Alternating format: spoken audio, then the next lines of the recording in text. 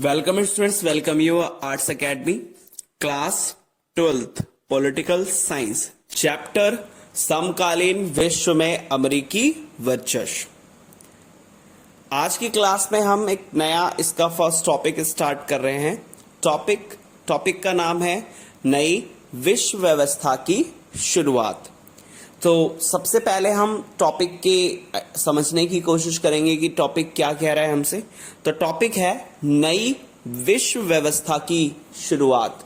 नई मतलब कि अब क्या हुआ कि जैसे ही 1991 में जब सोवियत संघ टूट गया तो उसके टूटने के बाद अमेरिका ही एकमात्र महाशक्ति बनकर उभरा और इसके बाद एक नए सिस्टम की शुरुआत हुई। क्योंकि वर्ल्ड में पहले क्या चल रहा था, वर्ल्ड में शीत युद्ध चल रहा था, पहले दो देशों के बीच में चल रहा था। तो जब 1991 में सोवियत संघ टूट गया तो इसके बाद एक नए सिस्टम की शुरुआत हुई। तो इस टॉपिक को स्टार्ट करते हैं। तो इस टॉपिक में सबसे फर्स्ट लाइन क्या है, फर्स्ट पॉइंट इसका ये है कि अमेरिका के वर्चस्व की शुरुआत 1991 में हुई, जब एक ताकत के रूप में सोवियत संघ अंतरराष्ट्रीय परिदृश्य से गायब हो गया।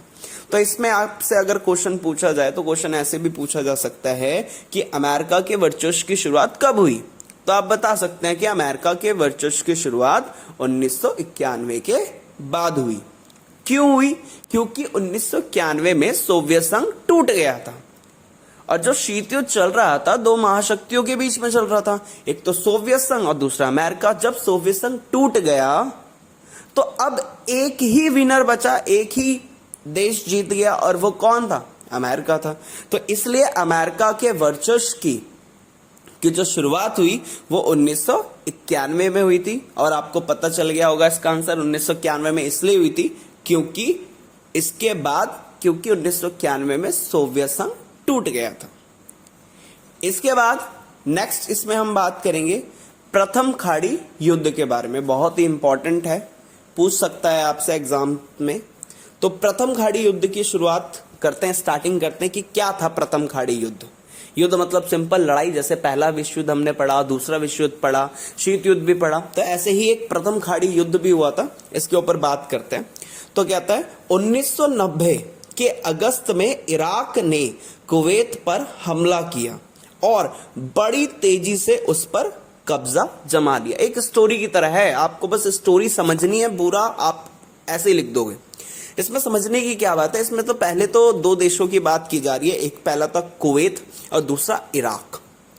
कुवैत सुना लगा होगा, आपने किसी मूवी में देखा होगा कुवैत के बारे में। इसके लिए एक मूवी भी बन चुकी है, आप सर्च कर सकते हैं, देख सकते हैं उस मूवी को। उसमें क्या इंसिडेंट्स हुआ था, उसमें इंडियंस को बचाया गया था। तो एयरलिफ्ट है मूवी, आप इजीली उसको देख सकते हैं। सेम वही इंसिडेंट्स है उसमें, लेकिन आपको इसके टॉपिक जो है उसके अकॉर्डिंग समझना है उसको। तो इसमें यही है 1990 के अगस्त में क्या हुआ, इराक जो देश था उसने क्या किया, कुवैत पर हमला कर दिया। और हमला करने के बाद बहुत ही जल्दी उस पर क्या कर लिया, कब्जा जमा लिया। ठीक है, इसके बाद क्या हुआ, इसके बाद ये हुआ इराक को समझाने की तमाम राजनीतिक कोशिश नाकाम रही। तो संयुक्त राष्ट्र संघ ने कुवैत को मुक्त कराने के लिए बल प्रयोग की अनुमति दे दी। क्या हुआ, जब उस इराक ने कुवैत पर हमला किया, हमला करने के बाद कब्जा कर लिया। कब्जा करने के बाद भाई ये आपका जो संयुक्त राष्ट्र संघ है, एक इंटरनेशनल ऑर्गेनाइजेशन है, तो यूएनओ ने क्या कहा, यूएनओ ने कई बार समझाने की कोशिश की कि भाई उसको छोड़ दो। इराक ने कहा नहीं, हम नहीं छोड़ेंगे। तो फिर क्या हुआ, फिर इराक को हटाने के लिए, कुवैत को मुक्त कराने के लिए संयुक्त राष्ट्र संघ ने कहा कि भैया आक्रमण कर दो इस पर, क्योंकि वैसे तो मान नहीं रहे हैं, तो क्या कर दिया जाएगा, सीधे आक्रमण कर दिया जाएगा। तो यूएनओ ने भी कह दिया ठीक है कोई बात नहीं, सैन्य आर्मी लाके अटैक कर दो इस पर। फिर क्या हुआ, शीत युद्ध के दौरान ज्यादातर मामलों में चुप्पी साध लेने वाले संयुक्त राष्ट्र संघ के लिहाज से यह एक नाटकीय फैसला था और अमेरिकी राष्ट्रपति जॉर्ज बुश ने इसे नई विश्व व्यवस्था की संज्ञा दी। तो अब क्या हुआ, ये जो संयुक्त राष्ट्र संघ है ये शीत युद्ध के टाइम पे बहुत ही चुप्पी साधने वाला, मतलब कोई किसी के पक्ष में कोई भी फैसला ना देने वाला जो यूएनओ है, वो इस टाइम पर उसने डायरेक्ट फैसला सुनाया और कहा कि आक्रमण कर दो। तो इस चीज को देखते हुए उस टाइम के अमेरिका के राष्ट्रपति कौन थे, जॉर्ज बुश थे। उन्होंने इसी चीज को नई विश्व व्यवस्था की संज्ञा दी। आपसे क्वेश्चन ये भी पूछ सकता है कि नई विश्व व्यवस्था की संज्ञा किसने दी और क्यों दी, तो या फिर यह भी पूछ सकता है अमेरिकी राष्ट्रपति जॉर्ज बुश ने नई विश्व व्यवस्था की संज्ञा किसे दी। तो आप इसमें यह बताओगे, जब 1990 के अगस्त में इराक ने कुवैत पर हमला किया और बड़ी तेजी से कब्जा किया, यूएनओ ने इराक को समझाने की कोशिश की लेकिन वो उसमें नाकाम रहा और फिर यूएनओ ने बल प्रयोग की अनुमति दी। बल प्रयोग मतलब कि लड़ाई या हमला करने की अनुमति दी। इस चीज को देखते हुए राष्ट्रपति जॉर्ज बुश ने इसे नई विश्व व्यवस्था की संज्ञा दी। तो उन्होंने इसमें ये कि हमेशा जो संयुक्त राष्ट्र संघ है वो हमेशा चुप रहता था शीत युद्ध के टाइम पे, लेकिन इस टाइम पे उसने एकदम से फैसला दिया। इसी चीज को देखकर जॉर्ज बुश ने क्या कहा, नई विश्व व्यवस्था की इसको संज्ञा दे दी। अब क्या हुआ आगे, जब यूएनओ ने कहा कि ठीक है हमला कीजिए, फिर क्या हुआ, 34 या 34 देशों की मिली जुली और 6,60,000 सैनिकों की भारी भरकम फौज ने इराक के विरुद्ध मोर्चा खोल दिया। मतलब कि अब क्या हुआ, जब यूएनओ ने कहा हमला कीजिए तो फिर 34 देशों की मिलीजुली सेना बनाई गई और कम से कम सैनिक कितने थे, 6,60,000 सैनिक थे। भारी भरकम फौज बनाई गई और इराक के अगेंस्ट में उसका मोर्चा खोला गया, मतलब उसके अगेंस्ट में लड़ाया गया उसको और उसे परास्त कर दिया गया, मतलब कि उसे हरा दिया गया। इसे प्रथम खाड़ी युद्ध कहा गया और इसी युद्ध को किस नाम से जाना गया, प्रथम खाड़ी युद्ध के नाम से। होप सो आपको समझ में आ रहा होगा। आगे बढ़ते हैं और भी इसकी चीजें और देखते हैं। संयुक्त राष्ट्र संघ के इस सैन्य अभियान को ऑपरेशन डेजर्ट स्टॉर्म कहा जाता है। मतलब कि इसको प्रथम खाड़ी युद्ध के नाम से तो जाना जाता है, लेकिन इसके साथ साथ इसको एक और नाम से जाना जाता है। उसका नाम क्या है, ऑपरेशन डेजर्ट स्टॉर्म के नाम से इसको जाना जाता है, जो एक हद तक अमेरिकी सैन्य अभियान ही था। मतलब कि ये पूरा का पूरा जो इसमें सबसे ज्यादा कंट्रीब्यूशन था वो किसका था, अमेरिका का था। तो इसलिए इसको अमेरिकी सैन्य अभियान के भी नाम से जाना जाता है। इसके बाद एक अमेरिकी जनरल नॉर्मन स्वेजकॉर्व इस सैन्य अभियान के प्रमुख थे। मतलब कि अमेरिकी जनरल जो थे वो इसको लीड कर रहे थे, इसके प्रमुख थे। उनका नाम क्या था, नॉर्मन स्वेजकॉर्व सैन्य अभियान के प्रमुख थे। इसके बाद 34 देशों की मिली जुली सेना में 75% सैनिक अमेरिका के थे। मतलब कि आपको अभी स्टार्टिंग में ही मैंने बताया कि 34 देशों की मिली जुली सेना बना के 6,60,000 सैनिक तैयार किए गए, भारी भरकम फौज बनाई गई और इस फौज में 75% जो सैनिक थे वो किसके थे, सिर्फ और सिर्फ अमेरिका के थे। आगे बढ़ते हैं। हालांकि इराक के राष्ट्रपति उस टाइम पे कौन थे, सद्दाम हुसैन थे। सद्दाम हुसैन ने एक ऐलान भी किया था इस टाइम पे। क्या ऐलान किया कि ये 100 जंगों की एक जंग होगी, साबित होगी। ये किसने ऐलान किया, सद्दाम हुसैन ने। तो सद्दाम हुसैन ने ऐलान किया कि ये 100 जंगों की एक जंग होगी, लेकिन इराकी सेना जल्दी ही हार गई और उसे कुवैत से हटने पर मजबूर होना पड़ा। तो इतना आपको समझ में आया होगा। बहुत ही इजी है, एक स्टोरी सी है कि 1990 में इराक ने कुवैत पर हमला किया और अमेरिका ने, जो यूएनओ है, उसने समझाने की कोशिश की पर वो नहीं माना। फिर क्या हुआ, यूएनओ ने कहा सैन्य हमला कीजिए या उसको मुक्त कराइए। फिर 34 देशों की मिलीजुली सेना बनाई गई, 6,60,000 सैनिक थे। फिर क्या हुआ, जल्दी ही इराक परास्त हो गया। और इसको प्रथम खाड़ी युद्ध के नाम से जाना गया। संयुक्त राष्ट्र संघ ने इसे ऑपरेशन डेजर्ट स्टॉर्म कहा। फिर अमेरिका के एक जनरल थे जिनका नाम था नॉर्मन स्विचकॉर्व, उन्होंने इसका क्या किया, लीड किया, सैन्य अभियान के प्रमुख बने। और 34 देशों में जो सैन्य या फिर ये 34 देशों की जो मिलीजुली सेना थी उसमें 75% जो सैनिक थे वो अमेरिका के थे।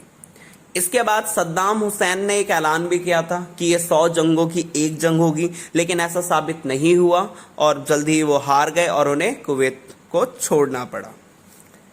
होप सो इतना समझ में आ रहा होगा। आगे बढ़ते हैं इसमें, और आगे क्या हुआ।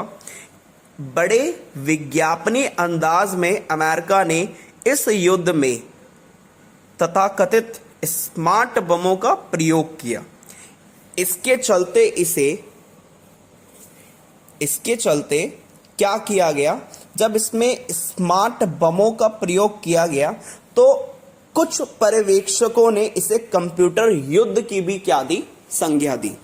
इसमें से क्या हुआ कि जैसे अमेरिका ने इसमें बहुत ही स्मार्ट बम्स का क्या किया, प्रयोग किया था, यूज किया था, इस्तेमाल किया था, तो कई सारे पर्यवेक्षकों ने, पर्यवेक्षक कौन होते हैं, मेन ऑब्जर्वर्स जो होते हैं, तो कुछ ऑब्जर्वर्स या पर्यवेक्षकों ने क्या किया, इसे कंप्यूटर युद्ध की संज्ञा दी। तो अब आपसे क्वेश्चन ये भी पूछ सकता है, कंप्यूटर युद्ध की संज्ञा किसे दी गई, कौन से युद्ध के बारे में इसमें बताया गया, उसके बारे में बताइए। ऑपरेशन डेजर्ट स्टॉर्म के बारे में बताइए, तो इसी से रिलेटेड है, या फिर प्रथम खाड़ी युद्ध के बारे में बताइए। तो इतना समझ में आया, आगे बढ़ते हैं। तो अब कंप्यूटर युद्ध की संज्ञा दी गई किसको, प्रथम खाड़ी युद्ध या फिर डेजर्ट स्टॉर्म को। इसके बाद क्या हुआ, इस युद्ध की टेलीविजन पर व्यापक कवरेज हुई, मतलब कि टेलीविजन पे इस पे व्यापक कवरेज किया गया, इसको दिखाया गया, बताया गया, और यह एक वीडियो गेम वॉर में तब्दील हो गया, मतलब कि इस पर एक वीडियो गेम भी वॉर बनाया गया। तो आपसे क्वेश्चन ये भी पूछ सकता है कि ऐसे कौन से युद्ध की वीडियो गेम वॉर या फिर वीडियो गेम बनाया गया था, उसके बारे में बताइए। इसके साथ साथ आगे बढ़ते हैं। अमेरिका ने इस युद्ध में मुनाफा कमाया, मतलब कि जो ये युद्ध हुआ था इसमें अमेरिका ने बहुत ज्यादा प्रॉफिट कमाया। मुनाफा कैसे कमाया कि अमेरिका ने जितनी रकम इस जंग में खर्च की थी उससे कई ज्यादा रकम उसे जर्मनी, जापान और सऊदी अरब जैसे देशों से मिली थी। मतलब कि जितने उसने पैसे लगाए उससे कई ज्यादा पैसे अमेरिका को मिले, वो भी किन देशों से, जर्मनी से, जापान से और सऊदी अरब देशों से। एक बार रिकॉल कर लेते हैं क्वेश्चन कैसे कैसे बनते हैं। तो प्रथम खाड़ी युद्ध, तो टॉपिक है हमारा नई विश्व व्यवस्था की शुरुआत। तो नई विश्व व्यवस्था की शुरुआत आपको पता चल गया होगा 1991 के बाद हुई, जब सोवियत संघ टूट गया था, तो अमेरिका एकमात्र महाशक्ति बची। इसके बाद एक क्वेश्चन ये भी पूछ सकता है कि नई विश्व व्यवस्था की संज्ञा किसने दी। तो आपको पता है राष्ट्रपति जॉर्ज बुश, अमेरिकी राष्ट्रपति जॉर्ज बुश ने से नई विश्व व्यवस्था की संज्ञा दी थी।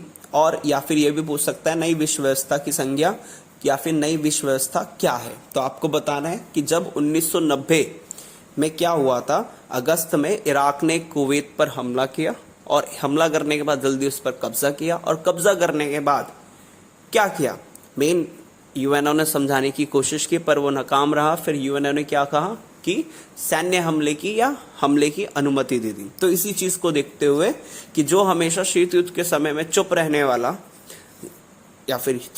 वाला वो आज क्या कर रहा है, फैसले सुना रहा है। तो इस चीज को अमेरिकी राष्ट्रपति जॉर्ज बुश ने नई विश्व व्यवस्था की संज्ञा दी गई। फिर इसके बाद 34 देशों की मिलीजुली सेना बनाई गई, 6,60,000 सैनिक थे, भारी भरकम फौज बनी। फिर क्या हुआ, उसके विरोध में मोर्चा खोला गया, जल्दी ही इराक हार गया। इस युद्ध को प्रथम खाड़ी युद्ध के नाम से जाना जाता है। इसके बाद इसको ऑपरेशन डेजर्ट स्टॉर्म के नाम से भी जाना जाता है, और ये अमेरिका का ही एक सैन्य अभियान था। इसके बाद एक अमेरिकी जनरल जो उस टाइम पे इन्होंने नेतृत्व किया था, लीड किया था, ये फिर प्रमुख थे कौन, नॉर्मन स्विचकॉर्व।